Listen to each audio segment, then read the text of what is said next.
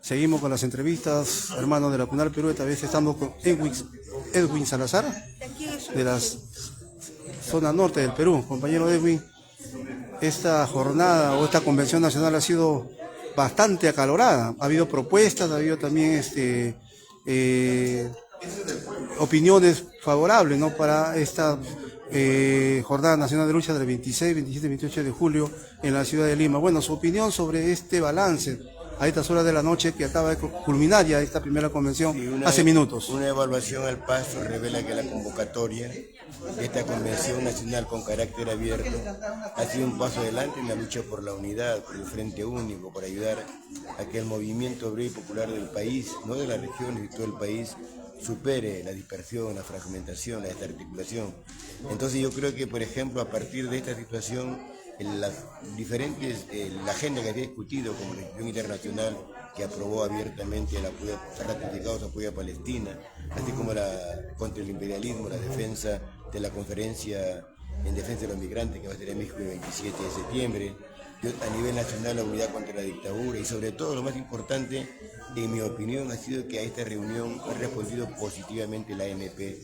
Ha estado presente el compañero Juan Vázquez, que es al mismo tiempo representante de la ANP en tal condición ha venido, y eso ha hecho que se sume la diversidad dentro de la más amplia unidad. Entonces, por eso cuando tú señalas ha habido cierto acaloramiento, claro, sí, si hay más diversidad, ya no solamente ese NUR, sino varios componentes, varios exponen, y eso revela la democracia, porque si fuéramos un partido único, un pensamiento único, no habría democracia ni diversidad. Y yo saludo que haya habido diferencias de posiciones, pero dentro de las diferencias que hayamos de unificarnos desde el punto de vista bien concreto: uno, contra el liberalismo; dos, contra la dictadura; tres, con un comité promotor en defensa directamente de la centralización; y cuatro, que se haya logrado también coincidir en que para fines de julio es la unidad contra la dictadura, contra el Congreso, y sobre todo por una asamblea constituyente soberana, ¿no?, y con poder. Compañero Edwin, el otro tema también que se ha tocado aquí al interior de este frente de organizaciones es también el tema electoral, que en estos entramos ya prácticamente a lo que es a las elecciones generales del año 26. Y quiera o no quiera, dentro de este frente también existen los partidos políticos que han sido invitados, pero que no han participado hoy día con nombres propios, pero sí hay algunas voces, ¿no?, que hablan de la unidad también para llegar también a tener parte de también de espacios de poder político en el Estado. ¿Cómo ve eso desde un punto de vista de usted como dirigente popular? Mira, justamente lo ligo a lo que se ha informado hoy día. La experiencia de las asambleas populares en todo el país, Cajamarca, en el Bosque de Lambayeque, que hay asambleas populares, pero el día de ahora, por ejemplo, sábado 12, se ha realizado en Valdivia, que es uno de los distritos que hay en lo que es el Valle del Tambo, en Arequipa, una gran asamblea popular. Ahí vi ahora, después que terminó la reunión, el video que comentaba Jorge del Carpio, esa unidad grande de la Asamblea Popular. Están todas las fuerzas, naturalmente, del pueblo y las corrientes políticas también. Y a partir de esa experiencia, si hay en todo el país diferentes asambleas populares, la reflexión es que trabajemos en la perspectiva de una gran asamblea popular nacional que haga poder, que haga gobierno. Ya hubo una gran asamblea popular en el 87, en fines de noviembre, en El Salvador, como 4.000 delegados. En esa época había la izquierda unida, naturalmente que ahora la izquierda ya no está unida, hay una izquierda muy dividida, muy fragmentada, pero la idea es que la posibilidad de que las diferentes fuerzas, no puede haber la lucha por la unidad de la izquierda por un lado y la lucha del movimiento popular por otro. Entonces, ¿dónde y cómo encontrar la base, el espacio para esa gran unidad? Que digamos la unidad suprema, la máxima unidad, que combine uno con el otro, no que caminen carriles separados, la unidad electoral de la izquierda y por otro la unidad de popular. Ese gran espacio, la máxima unidad, está tomando la experiencia de Villa El Salvador. Entonces aquí hemos acordado también hoy día seguir luchando en la perspectiva de una gran Asamblea Popular Nacional que combine, que ayude a articular a todas las fuerzas. De esa manera entonces podremos, yo diría, conseguir lo que ha planteado un buen compañero acá, la máxima unidad contra la dictadura, y por qué no, también para cambiar el sistema y hacer gobierno y hacer poder. ¿Qué mejor? Lo que le faltó a Castillo fue exactamente una asamblea popular de masas en todos los departamentos y a nivel nacional. Seguramente que si hubiera habido, hubiera sido imposible su caída. Compañero Edwin, ¿por qué después de 3 años, se podría decir, desde el golpe de Estado que le dio el Congreso a Pedro Castillo, por qué recién ese germen de la unidad se está dando ahora en esta primera convención? ¿Por qué más antes no? Eso se debe, como usted mismo lo ha manifestado y como yo también pienso, es que depende también de los partidos políticos de izquierda, progresistas, para que sus dirigentes también se junten, como se están juntando las bases, para que lleguen a acuerdos, para que lleguen a la unidad, para que no haya problemas también, porque querramos o no, los que han venido aquí, muchos son militantes de partidos políticos y tienen, cada uno también tienen ahí su ideario, tienen también su plataforma de lucha.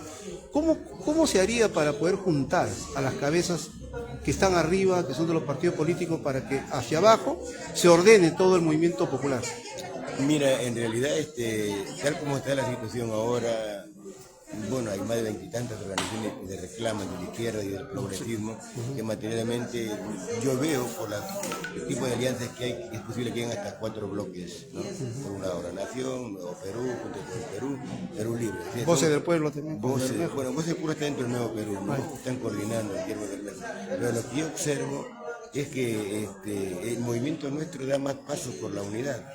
Pero como señalo, en la lucha por la Asamblea Popular Nacional debe ser un espacio en el que no usen los 4 bloques que es de la izquierda, pueden estar conjuntamente con la CGTP, la MP, el CNU.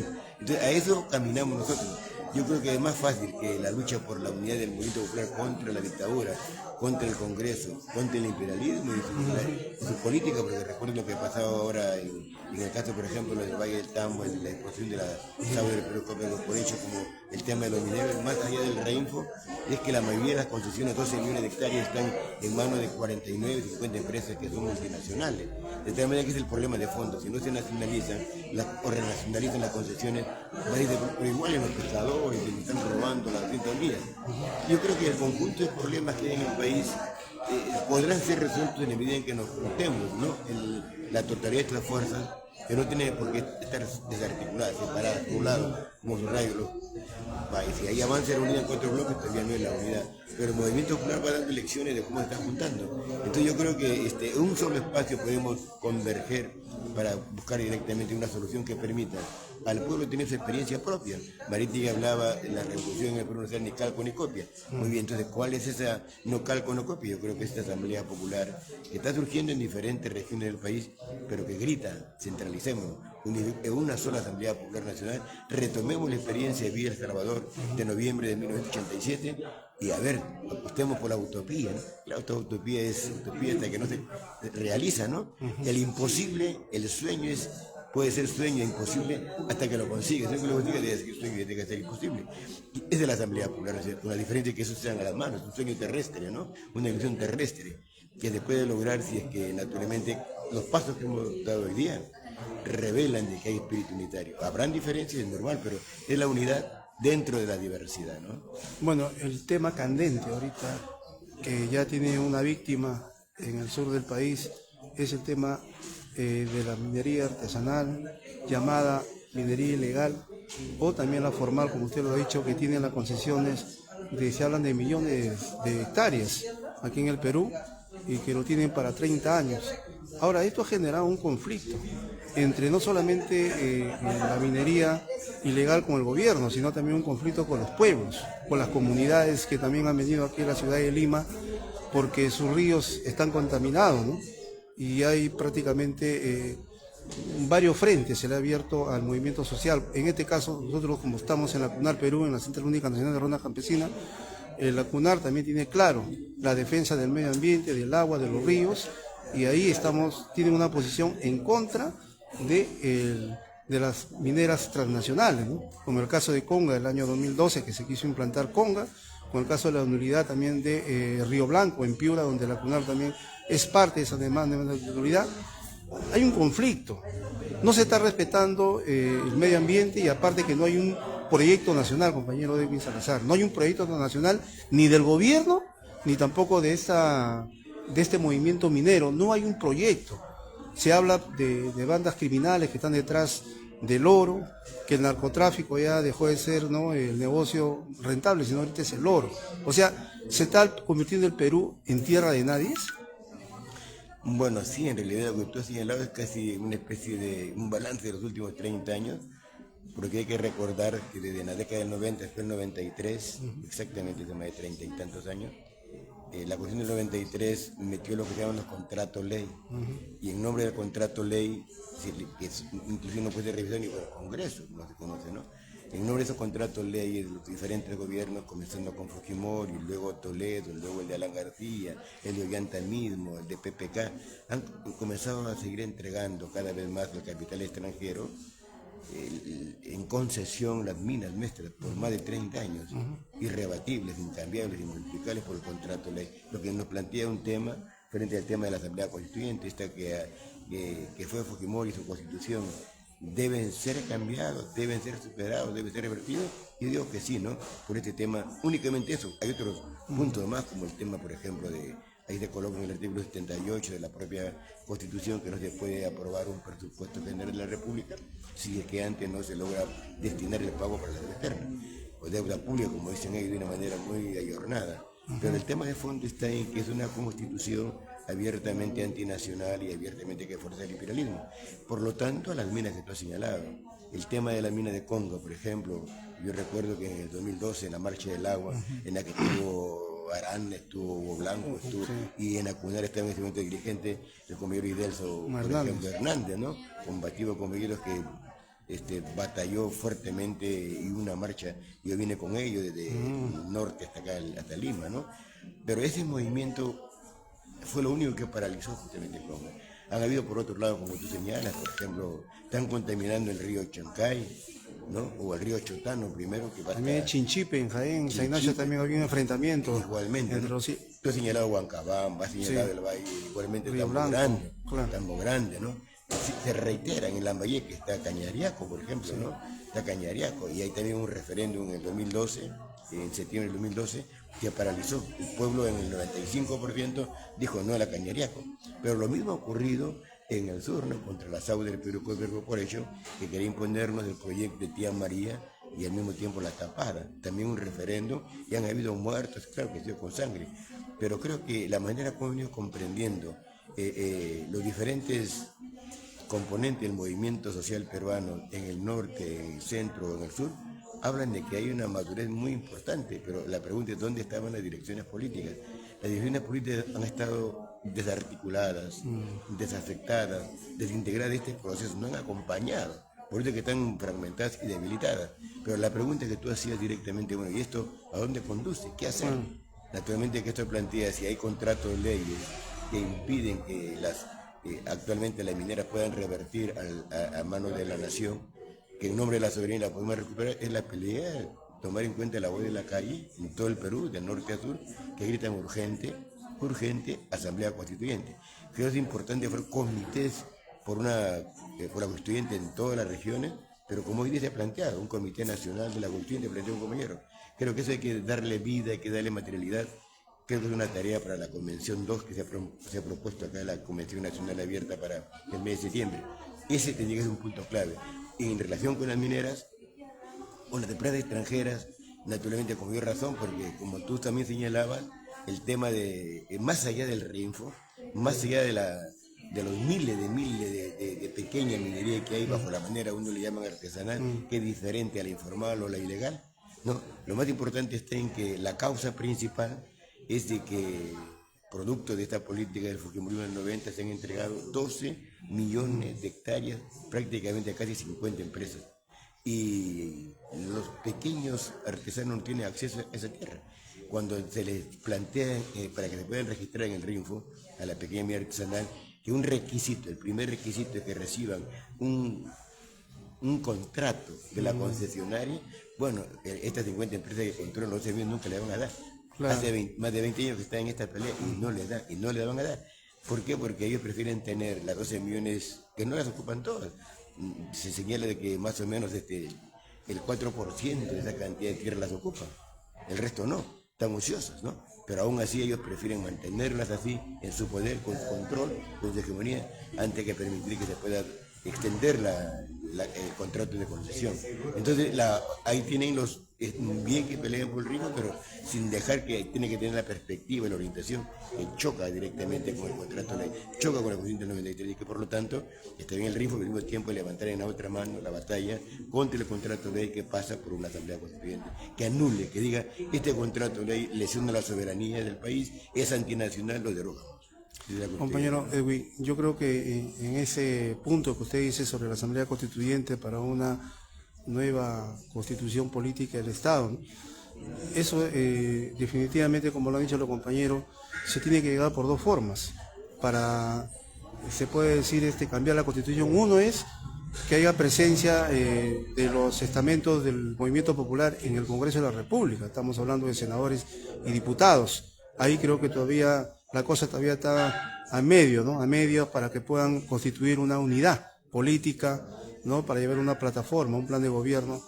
Y el otro punto es también del cambio de constitución, también esto es prácticamente es un conflicto con el Estado mismo, con su vanguardia militar, de las Fuerzas Armadas, hasta con la misma iglesia, ¿no? Y los grupos de poder económico. El Perú pasó, y lo dijo un compañero aquí, que había un levantamiento por parte, ¿no?, de Sendero, que había sido creado por la misma CIA americana, bueno, ya se escuchó, ¿no? Pero ¿usted cree que para que se conforme también estos grupos de poder económico a través del capitalismo se hizo también con una revolución? Y esa revolución fue la Revolución Francesa, donde el pueblo prácticamente desterró a los señores feudales y creó un gobierno del terror a través de la guillotina. Eso fue en Francia, y los capitales y los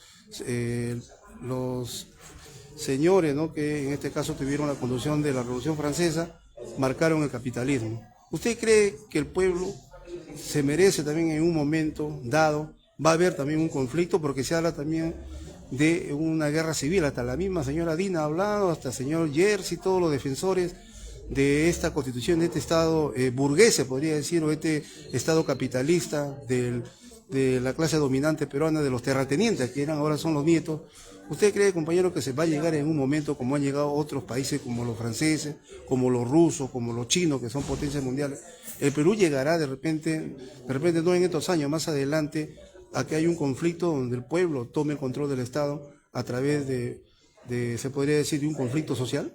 Bueno, como toda reivindicación, pues es una reivindicación democrática, ni siquiera socialista, ¿no? Claro. Porque como tú correctamente lo señalas, lo dice la Revolución Francesa.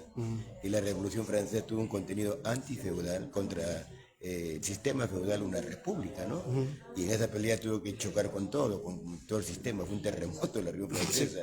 Y en la práctica no fue con la primera revolución del 14 de julio de 1789 que se logró la constitución que rompió con la monarquía y con la feudalidad, a tal punto que la primera revolución fue firmada directamente por Luis XVI, la primera, pero luego de esa primera revolución hubo una segunda, que fue la de agosto de 1792-93, y esa segunda revolución se terminó con Luis XVI.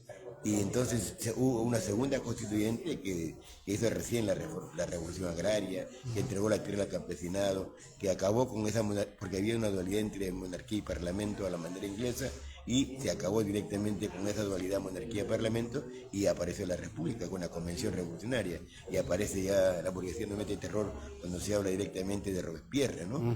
Pero yo digo, Robespierre expresó la expresión más alta de la democracia burguesa. Él no era ni comunista ni socialista, no puede decir eso. Esa fue una contradicción entre la burguesía y todo el sistema feudal, ¿no? Importante, entonces fue una teoría democrática. Entonces estamos hablando sobre un terreno democrático. La burguesía de ahora, que está muy en el trasero, diríamos, del imperialismo, de las multinacionales, es una burguesía compradora, sometida, es una burguesía colonizada, de mentalidad oligárquica, casi como fue en España. Los judíos que teníamos acá eran más pro rey que pro nación. Entonces creo que es importante lo que te planteé de tu lado, porque la Asamblea Constituyente primero tiene que tener una base social. Y yo digo, puede ser un camino legal, puede ser un referéndum, pero puede ser también que haya asambleas populares, que el país se llene. Te estaba informando que ya había asamblea popular en Din Valdivia, ya en Arequipa, han habido en diferentes regiones del país. En Jaén me informaba Idelso que han habido asambleas populares, igualmente ha habido en Lambayeque. en Chimbote el Chimbotazo, en Bagua, recuerda el Baguazo, ¿no? En Aymar el Aymarazo, en Arequipa el Arequipazo. Entonces esos movimientos les falta centralizarse, juntarse, unificarse. Si se juntan, esa era la otra vía, la vía, yo diría, más económica y la más democrática, porque tendrían que ser una asamblea constituyente en la que participen quechuas, aymaras, amazónicos, trabajadores, pueblos jóvenes, las mujeres, la juventud. Tendría que ser eso, porque si hay un movimiento fuerte desde abajo de las asambleas populares, la asamblea popular jamás trabajaría para que la CONFIEP tome la asamblea constituyente. No. La asamblea no va a trabajar para que la Cámara de Comercio, la Subindustria, no, de ninguna manera. Tendría que ser para que directamente la asume el pueblo y su representación democrática. Inclusive hasta la policía, que de manera a veces clandestina forma sindicatos. Han habido varios intentos de formar sindicatos. Uno fue en el año, recordemos, en 1975, 5 de abril, un levantamiento de los policías de la 29 Comandancia. Después otro movimiento en el 86, donde estuvo Pastrana, ¿no? Que participó en la Asamblea Popular de Villa El Salvador en el 87. Pero hoy mismo, producto de las contradicciones que hay entre los sectores más empobrecidos de la policía y el Estado, forman por lo bajo algunas organizaciones. Puede ser que la policía entre también a la Asamblea Constituyente y diga, bueno, pido que en la nueva Constitución se ocurra ahí, los policías tenemos derecho también a la democracia, a formar sindicatos, por ejemplo. En Argentina y en Francia, los policías, porque la Constitución lo permite, tienen sindicatos. ¿Por qué no acá, por ejemplo, no? Digo, o sea, me refiero a que todos los sectores del pueblo tienen derecho en una democracia amplia a tener voz y voto, ¿no? Pero fundamentalmente lo que ha sido marginado, que he dicho de maras, amazónicos, ¿no? Que nunca ha habido, en el país hemos tenido como 14 constituciones, muchas constituyentes, pero siempre estuvo aislado, fuera de toda posibilidad de que pueda tener voz y voto, el aymara, el quechua, ¿no? Los trabajadores, de tal manera que si hablamos de una asamblea constituyente tiene que ser soberana y con poder ¿para qué? Con poder para romper directamente con la explotación, con todas las formas de colonización que tenemos, con la destrucción del país.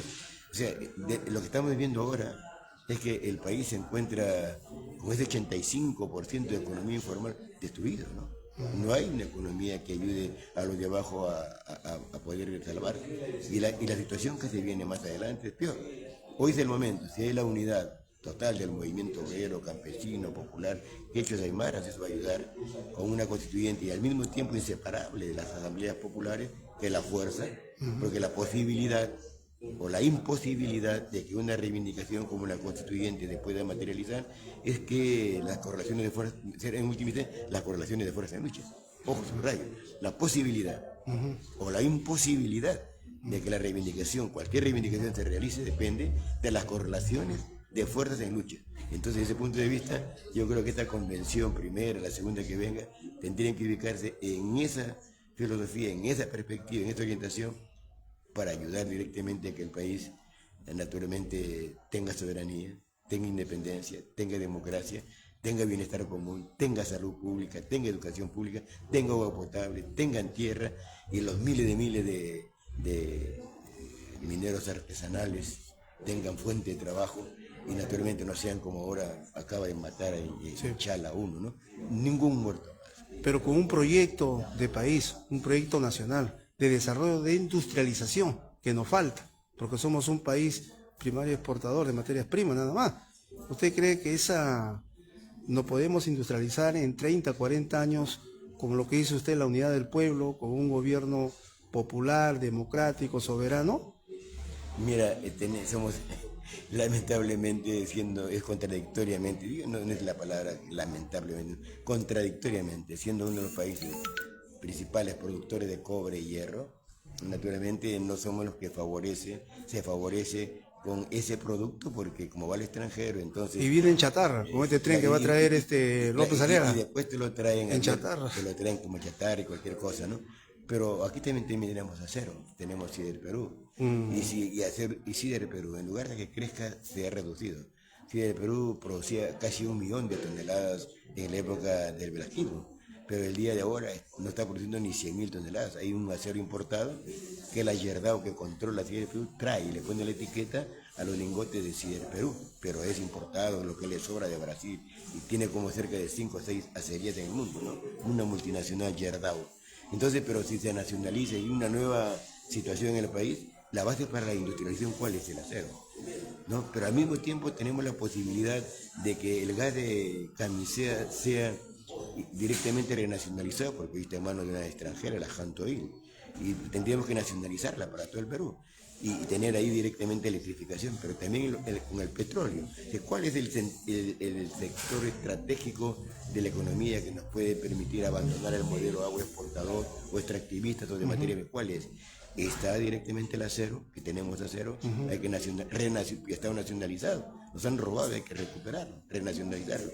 El petróleo que lo hemos tenido y lo quieren liquidar, hay que renacionalizar todo Petroperú con sus grifos que tenía antes, que le han robado.